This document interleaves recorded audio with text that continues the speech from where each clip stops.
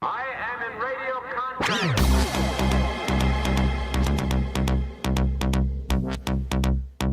What kind of people are we? I am in radio contact.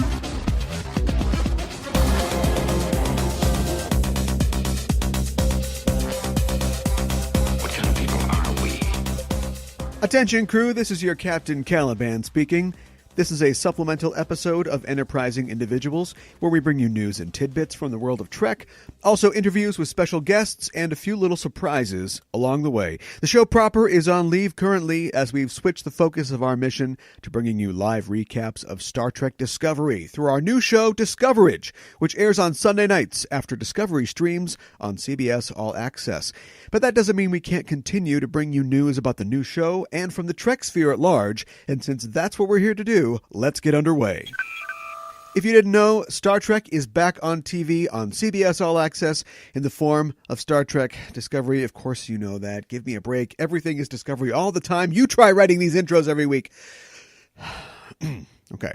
So, you know Star Trek's back, and last Sunday's episode featured several firsts for the series. It was the first time that we saw Rainn Wilson take up the role of original series character Harcourt Fenton Mudd, interplanetary trickster and white slaver, I guess? No, Mudd's women were contractors. They were just getting paid in hunky minor dudes and beauty drugs. The real housewives of Rigel 12. Mudd hasn't quite yet graduated to transporting human cargo when we meet him in the 5th episode of Discovery, Choose Your Pain, and interestingly, he seems to have a wealth of affection still for his wife Stella, who appears, of course, later or earlier, however that works, in nagging stereotype form in the original series episode I, Mudd. I cheated a little. I went to IMDb to see if Stella is listed as a character and slated to appear in any future episodes, and I came up empty, but IMDb.com doesn't always tell the full tale of a show. More on that in a bit. Choose Your Pain also featured a first by portraying Trek's first on-screen gay couple in Lieutenant Stamets, played by Anthony Rapp, and Dr. Culber, played by Wilson Cruz. The two discussed their characters, the two actors of course, and their relationship at a Discovery panel at New York City Comic Con 2 weeks back. Cruz called Rapp his space boo and said the two actors have been friends since they were on Broadway together 20 years ago. I'm assuming they were in Rent together, as Rapp, of course, played Mark in the original cast, and Cruz joined the show in '98 in the role of Angel. And other than that, I don't know anything about the show. What's the world's most popular sugar-free beverage? Diet Coke, Diet Coke, Diet Coke. Cruz called for more LGBTQ representation in entertainment during the panel, saying, quote, "These stories we tell are really important so that people understand who we are, what our lives are like, and perhaps they will understand us and not hate us," end quote. Yeah, make it so, for sure. Rapp highlighted the fact that the characters' orientation was immaterial to their function on the show, and he praised their portrayal as, quote, "alive, truthful, and human," end quote. And they're brushing their teeth. That's like a super relatable thing to do. But man, you're telling me we're still going to have to brush our teeth in the future? No one's discovered a dentic yet? Never swallow the dentic. It's also interesting to point out that Cruz is only the second Latinx main character in Star Trek history, after Voyager's B'Elanna Torres, played by Roxanne Dawson. So, room to grow still, but this is a great start. Another Trek first was reached on last Sunday's episode, one that not everyone is quite so excited about. We've known for months that the show would have a TVMA rating, and because it's not on a broadcast network, the production would have more latitude in how it fields adult content. We got some of that content in Choose Your Pain, when Cadet Tilly describes the science behind Discovery's spore drive as effing cool. Well, actually, what she said was, get ready, so effing cool. Wow, I did not know what I was getting myself into a few supplemental shows back when I called out Tilly's use of the slang term cool. She took that to f***ing 11. Fans seem divided online about Discovery boldly f***ing going into new Swearatory, with some praising the show stretching its adult legs, and some complaining that that kind of language just does not fit the f***ing tone of this f***ing show.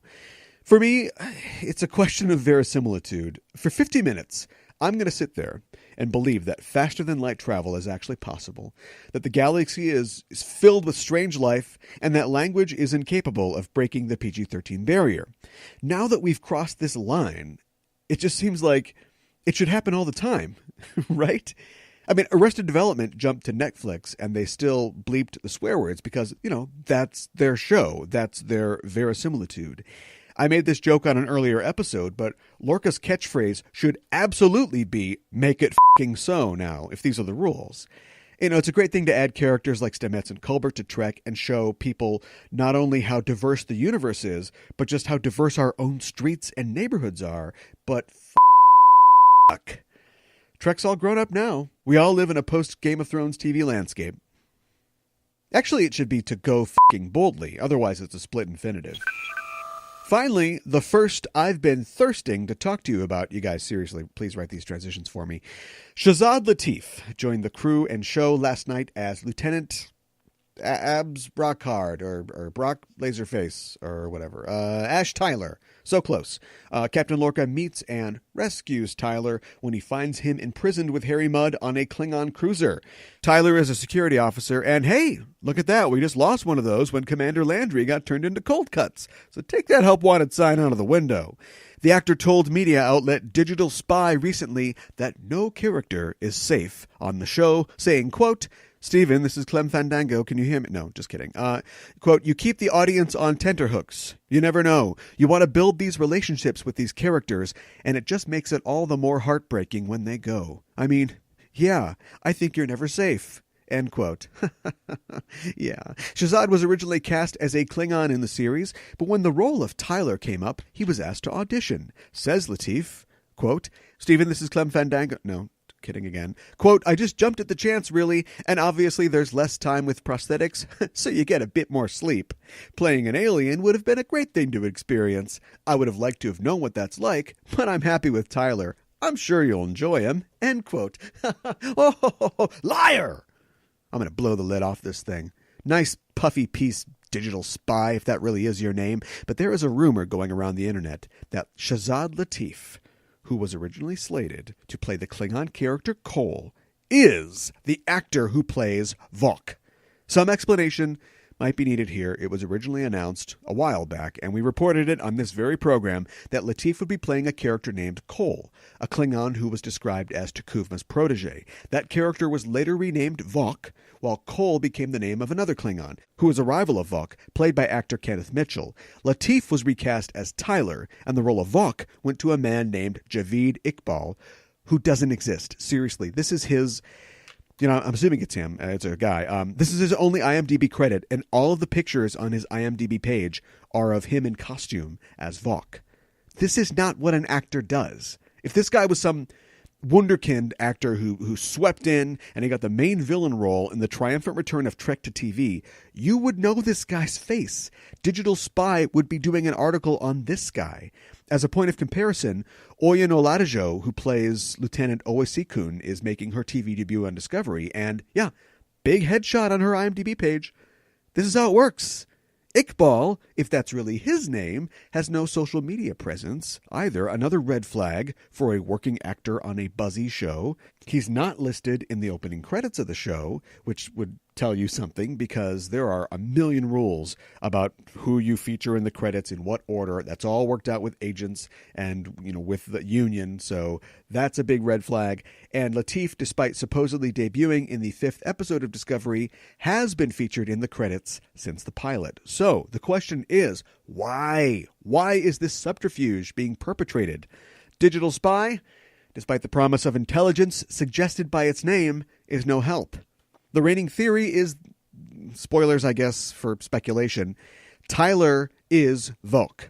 He's turned himself human somehow, presumably to be a non-digital spy aboard Discovery. There's some precedent for this, I guess, in the already established, augment virus storyline in Enterprise. And also, Starfleet crew members, they're always receiving cosmetic modifications to appear as other aliens.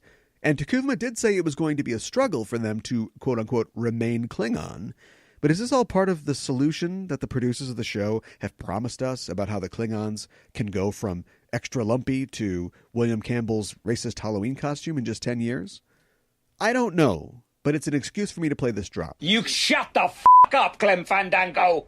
and your made-up name. And we just couldn't have a supplemental show without checking in on my favorite Star Trek Discovery star, leathery unicorn Jason Isaacs, in our segment, Isaacs Antics.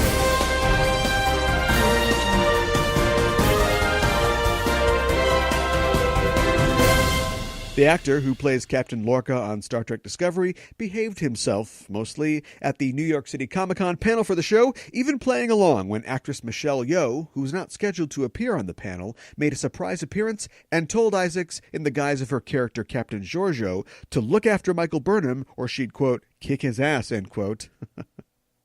I'm sure he was smiling, but, you know, he was just thumbing a switchblade in the pocket of his slacks. Your time is coming. Well, after the panel, there was a press conference. After the panel? Okay, well, anyway, at that press conference, he said, after his experience with Harry Potter, he's used to concerned fans on social media flipping out. But he's got no time for racism or sexism. Says Isaacs, quote, there's also a bunch of people who are upset that there's woman lead, or that there's a woman of color lead, or that there's a diverse platform, and we've got a bunch of from every gender and sexuality and stuff. And those people can go f*** themselves. Now we know where Tilly gets it from. Anyway, I know we're in good hands with Isaacs at the metaphorical helm of this ship. Lorca is a different story. And haters are on notice that they can fall in line or expect a kiss from a blade. Figuratively speaking, of course. A statue of Anton Yelchin was unveiled at a life celebration service honoring the late actor's life last Sunday at Hollywood Forever Cemetery. Yelchin was killed in June of last year at age 27 by his sport utility vehicle after it rolled down the driveway of his home. Huge loss, still missed. Trek film co-star Zoe Saldana spoke about Yelchin during the service, as did his parents, and the event was attended by Yelchin's friends and co-workers, such as Jennifer Lawrence, Simon Pegg, Emil Hirsch, and J.J. Abrams. They also had pictures of Anton as a baby and as a kid and from his film career, and a mural that was created by fans from a recent Star Trek convention. The bronze statue of Yelchin is now available for public viewing in the Hollywood Forever Cemetery's Garden of Legends, and it was created by sculptor Nick Mara and FX artist Greg Nicotero. Miss you, Anton. But I'm wondering if you can be super awesome and be a great actor and still make me happy when I get to see the films that you blessed us with. I can do that! Thanks, buddy. Hey! We like Star Trek novels here on the show, and we like Star Trek Discovery, and we've spent a lot of time hawking Desperate Hours, so let's start talking about Drastic Measures. Drastic Measures is the second official Star Trek Discovery tie-in novel written by friend of the show and former Enterprising Individuals guest, Dayton Ward. Drastic Measures is set 10 years before the show, which is set 10 years before the original series. Okay, I got it. And we see Lieutenant Commander Lorca, and Commander Giorgio, respond to a crisis on the Federation colony Tarsus 4. Tap, tap. Is this on? Why did I say tap, tap? Yeah, we're getting Kodos the Executioner in a Discovery novel, and maybe, just maybe, a young Kevin Riley. And some guy named James T. Kirk. Maybe. Don't ask Dayton Ward. He's not going to tell you anything. But you can pre-order the book for yourself on Amazon. Link in the show notes. It goes on sale February 6th of next year. Check it out. Drastic Measures, Dayton Ward, Lieutenant Commander Lorca, Kodos the Executioner. Like Cadet Tilly would say, so effing cool. Our top comment this week on social media comes in a roundabout way from my personal Facebook feed, where listener Andrew Troth asked the heavens, quote, can anyone recommend a good Star Trek Discovery recap discussion podcast? Because I've just caught up on The Greatest Discovery, and I hate it. End quote. Oh, yeah. The Greatest Gen guys are an acquired taste. Troth went on to clarify that he was looking for a show that, quote, wasn't obsessed with nipples and Tom Clancy movies and doesn't express rampant disdain for the original Star Trek series, end quote. Yeah, that's a deal breaker for sure. I suggested to Andrew that he check out Discoverage, our Discovery recap show, and he replied, quote, this is so much better, thank you, end quote. You're welcome. It's fun to do. I'm glad we could be your specific remedy in this case. And if you like the show, please observe the second general order of podcasting, which is tell a friend. If you like the show, chances are good someone you like will like it as well, so get the word out. So thanks for your comment, Andrew. You win an aged cask of Clancy brand Romulan ale. Truly the sum of all beers. Remember, listeners, you can inquire of the firmament and maybe have your comment read on the air. Just go to facebook.com/EISTpod or find us at EISTpod on Twitter or through our social media links on enterprisingindividuals.com. You can also reach the show at EISTpod@gmail.com with feedback and suggestions or to just say hello. We're waiting to receive your transmission. Well, we're back again this Sunday at 8:30 p.m. Central Time for another live episode of Discoverage right after Star Trek Discovery ends. The episode this week is entitled Lethe and Mea Culpa. My fault, not like the title is Lethe and Mea Culpa, although that'd be interesting. When I watched it, I think they're doing a different thing now. Usually the last 30 seconds is a tease for next time. Now they just run the credits out, which again, might be a union thing. It's probably a better idea. And then a separate preview loads. So I didn't actually see the preview for this week's episode this week coming up for last week. You get the idea. I have seen it now, and it looks pretty good. There's Sarek is back. Burnham is doing stuff with Vulcans, and we're going to explore that part of her. So that looks pretty cool. Here's something else that I missed too, and it's my fault. But Lethe, in addition to being the river of forgetfulness in Greek mythology, is a name of a very minor character, so I'm hoping I can be forgiven. In one of my favorite episodes, whoops, can't be forgiven, Dagger of the Mind from the original series. She's like one of the people in the facility who's being rehabilitated. Now, there's some speculation on the internet that that's going to have something to do with something. I mean, maybe Lethe who was described as being pretty bad before she was sort of re-educated. Maybe she'll feature in this episode. Kind of got my fingers crossed because I think it'd be kind of cool. But we'll see. But anyway, we'll have our coverage of that.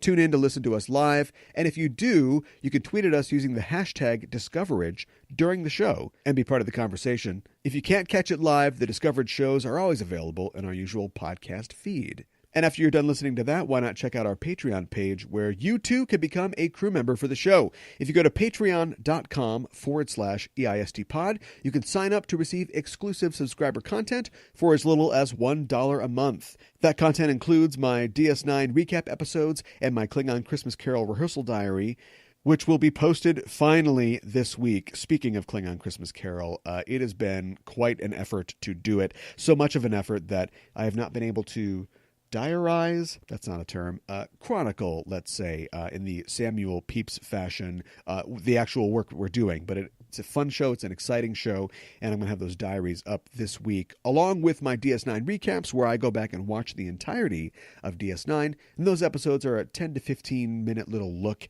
at the particular episode that we're on. All that's available, plus our live show from Convergence 2017 and upcoming live shows, all of that available at patreon.com/EISTpod. As always, anything you can contribute would be appreciated and would help keep us flying. Thanks.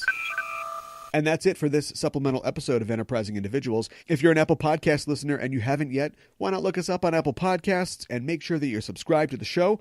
Also, write us a little review if the spirit moves you and give us a rating. At the very least, we'd appreciate it. If you're not on Apple Podcasts, you can still subscribe to the show on Google Play or Stitcher or wherever you get the show from. And if you leave positive comments and ratings on those platforms as well, we'd be eternally grateful. And as always, if you love the show, tell a friend. That's it for this week's supplemental episode. We'll be back soon with more news and tidbits from the world of Trek. And until then, I'm your Captain Caliban signing off and saying, live long and prosper.